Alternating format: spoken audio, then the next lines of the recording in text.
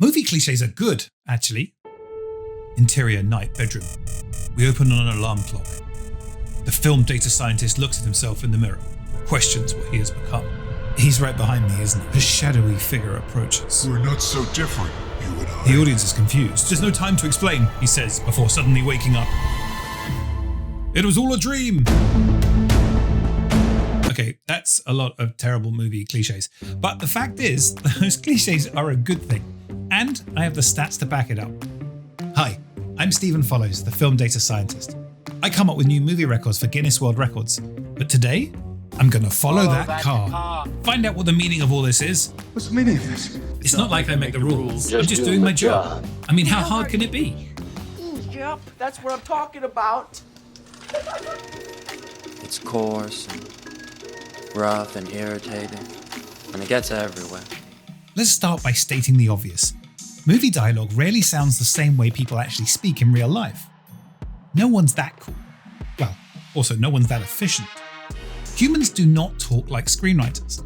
Although to be fair, real screenwriters don't talk like people in movies either. It takes them 6 months and 10 drafts, and even then we have to hire sexy idiots to perform the lines. In the real world, speech is messy. We say hello, we say goodbye, we repeat ourselves, we check if the other person can hear us, we often repeat ourselves, we fill in gaps, we backtrack, and sometimes we forget what we wanted to say and so we just finish the list. Movies cut most of that stuff out. Phone calls are a great example. People rarely say, "Hey, it's Bob, how are you?" And they don't say, "Okay, thanks for calling, bye, bye, bye." They just start with the important information, I will kill you. and then the scene ends. The same thing happens when characters enter a room. They don't usually stop to greet each other. They just start talking. Because the film has a limited amount of time and every line of dialogue has to justify itself. What does katana mean? It means Japanese sword. Precisely. If a movie is boring, even for a minute, it risks losing its audience. Whereas in the real world, you are unlikely to just walk away from someone you were speaking to just because they're struggling to find the right word. In an ideal world, everything the characters say in a movie will achieve 3 things. 1. Be entertaining. This might be happy or sad, funny or serious, truthful or whimsical, but at the end of the day, it needs to capture and hold our attention, delivering the kind of experience the movie has promised us. 2. It should reveal character. Who is speaking? What's their worldview? What do they believe? What are they hiding? What kind of person would choose those exact words in that exact moment? And 3, it should push the story forward. That might mean revealing something new, raising a question, or setting up what comes next. The longer the line of dialogue, the more pressure there is for it to deliver on some or all of these goals. That's why familiar phrases become so useful. They compress meaning into small amounts of space, and they save the writer from having to do a whole lot of explaining just to get the point across. It folds space. Clichés are born when a writer finds a line that solves a problem so well that other writers think, "I'll have that." So you can take a shortcut through a higher dimension. When it's first created, a good future cliché already has all that power. But as it's copied and reused, it grows in strength.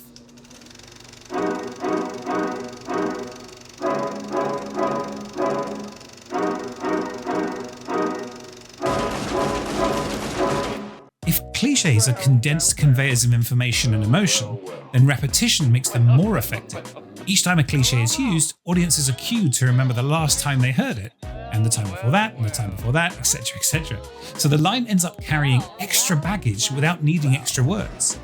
Damn. This is especially true when the context is different, like an action line dropped into a comedy, or when an actor repeatedly uses the same phrase across multiple movies. You've been back enough. Once a phrase becomes widely used, it becomes part of cinema's shared language.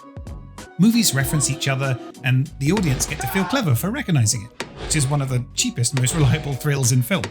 You do know the front door was open again last night. I crunched the number on over 72,000 movies to find out which clichés crop up most frequently. Of the 138 clichés I looked for, the most common was, "What the hell?" No, it actually was, "What the hell?" Followed by, "What are you doing here?" And, "Honey, is that you?" Who you think it is? It's interesting that the most reused lines are the little utility phrases that keep the scenes moving. This repetition is helpful right up to the moment it becomes, well, boring. No, I wasn't bored. I'm never bored. That's the trouble with everybody. You're all so bored. Once a line becomes too common, it starts to feel generic. He's behind me, isn't he? You stop hearing the character and you start hearing the screenwriter. And then you're pulled out of the film and you remember that these pretty sexy liars on screen are just saying words written by other typing liars, performed for a camera run by more liars, cut together by liars, and then cynically sold to you by a marketing team of elite liars so that you can feel a fake emotion about a not real person and forget your own life for 2 hours. And once you're thinking about it, it's only a matter of time before you're thinking about the fact that we're all briefly alive on a rock, slowly decaying, trying to be loved, trying to be understood, and mostly just, he's right behind me, isn't he? What I'm saying is, it pulls you out of the story. Once we start thinking about cliches as having a life cycle, we can go back to the data and see how it changes over time. Follow that car is a good example. Someone points, someone shouts the line, someone floors it, job done. Follow that man. It used to be perfectly normal in chase sequences. And then at some point, it crossed a line. It stopped feeling like a line of dialogue and started feeling like a reference. Instead of signaling urgency, it started signaling, this is the bit in the film when someone says that line. And once a cliche reaches that stage, filmmakers have a few options. I will slap you if you don't move this car. I'ma slap you. They can avoid it, replace it, or use it knowingly as a wink, which is what most people do with dead cliches. Other cliches that have seen significant decline are, is that clear? We meet again. It's no use. What's the meaning of this? And You better come in, man. each has lost the clean narrative punch it once had and has followed follow that car. Follow that car. But while some cliches are dying, others are being born. How hard could it be? I'm just doing my job. You go, girl. Why are you doing this to me? This isn't happening. And my personal favourite. What the fuck? To a large degree, this reflects the increased tolerance for fucking swearing in shitting movies you can. But it's also about how efficient the phrase is in expressing shock, anger, disbelief, fear, or even excitement. It communicates a lot very quickly and fits into a faster, more emotionally driven style of filmmaking. What the f? We can see similar patterns in lines like, Why are you doing this to me? this is a very compact way of expressing betrayal and emotional conflict, and it becomes more and more useful. Why are you doing this? Why are you doing this? Why are you doing this? Why are you doing this to me? But the rise of these new cliches reveals the tension I've been talking about. Why are you doing this? Why are you doing this? Why are you doing this? Filmmakers want dialogue that is clear and efficient, and audiences want dialogue that's fresh and specific. Why are you doing this? So when a phrase hits that sweet spot, it spreads. Why are you doing this? But when it becomes too familiar, it declines, or it only comes back as Why are you doing this? irony.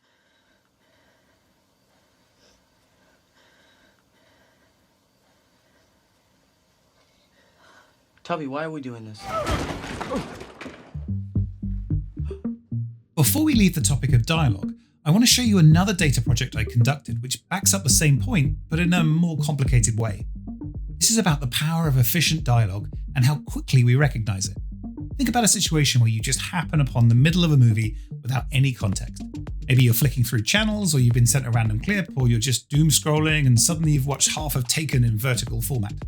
How long did it take you to get the tone of the movie and guess the genre? Probably just a few lines, sometimes just one. And I will kill you. That's because movies of different genres sound different to each other. We can often tell what kind of movie you're watching just by listening to a short exchange, even without seeing the images. What does katana mean? It means Japanese sword. I calculated the amount of dialogue in the average movie and found that musicals and comedies tend to be the wordiest, whereas horror movies leave the most unsaid.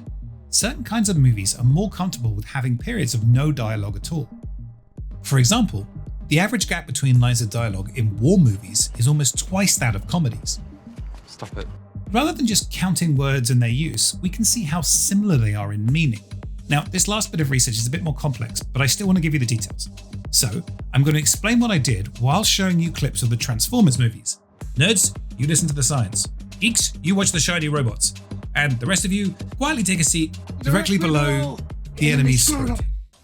I took the subtitle files of 65,000 feature films, cleaned them up, and then embedded them using the All Mini LM L6 V2 sentence transformer model, thereby placing them in 384-dimensional vector space, positioned according to semantic style of their dialogue, allowing us to plot their meaning based on tone, phrasing, kinds of concepts, and the general shape of what people talk about. Well done. I'm proud of you all. In short, if two movies use the same kind of language, they end up close together. Oh, maybe I should have just said that. What we end up with is a map of genre dialogue styles, where the x-axis charts every day to genre-specific language, and the y-axis tracks from character-focused to event-focused dialogue. We can see that some genres cluster close together because their language is genuinely quite similar, while others are further apart because they sound different. I've added some blobs to make it more readable, which is science for I drew on it until it made sense to my human brain. These go to 11. And once you look at it like this, we can see some very clear groupings. The language of horror films tends to be sharper and more functional. It's full of suspicion, warning, confusion, and people quietly saying, "Don't move. Did you hear that? Stay here." Which, by the way, is terrible advice. Always make sure you leave a horror movie. Romantic dramas tend to lead in the opposite direction, much closer to everyday speech and emotional expression. People talk like humans, and they talk more about what they feel and what they want rather than what's hiding behind the door. Action and sci-fi are often driven by urgency, instructions, and genre-specific terms. People are constantly doing things, planning things, explaining things, reacting to things, and saying words that no one's ever heard of in real life, unless your job involves, a spaceship, an artificial artifact, or Dwayne "The Rock" Johnson. Oh, there's something behind me, isn't there? So when you start to notice the cliche, what you're really recognizing is the shape of cinematic language. So there we have it. Movies are talking to each other all the time, and we are just the weird third party sitting in the chair in the corner watching, nodding, and remembering when we did this last time. Follow that car. The cliches that survive are the ones that still feel invisible.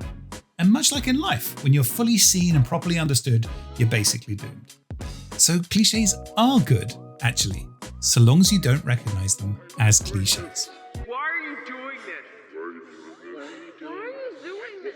Why are you doing this? Teach me. Sure thing, Benedict. Just like and subscribe. And if you want to learn more dark secrets from the cinematic data void, feel free to like and subscribe yourself. It's the choice of all British actors pretending to be supervillains that are actually superheroes but kind of supervillains and called Stephen, and of everyone else.